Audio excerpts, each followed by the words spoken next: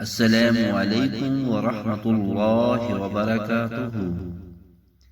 پیارے دوستو، اگر آپ روزانہ کی ایک صحیح حدیث سننا چاہتے ہیں تو اس چینل کو لائک کر کے سبسکرائب کر لیں اور بیل کے بٹن کو دبا دیں۔ شکریہ۔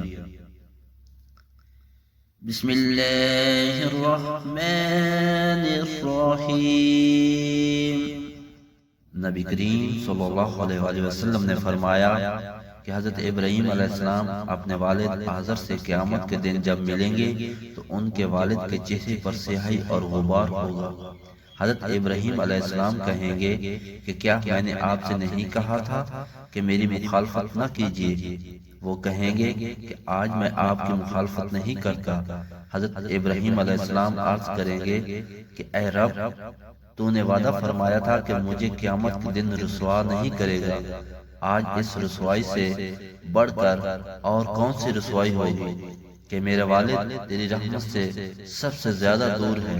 اللہ تعالیٰ فرمائے گا میں نے جنت کافروں پر حرام قرار دی ہے۔ پھر کہا جائے گا کہ اے ابراہیم، تمہارے قدموں کے نیچے کیا چیز ہے؟ وہ دیکھیں گے تو ایک ذبح کیا ہوا جانور خون میں لتھڑا ہوا پڑا ہوگا، اور پھر اس کے پاؤں پکڑ کر اسے جہنم میں ڈال دیا جائے گا۔ حدیث نمبر 3350، صحیح بخاری۔ جزاکم اللہ خیرا۔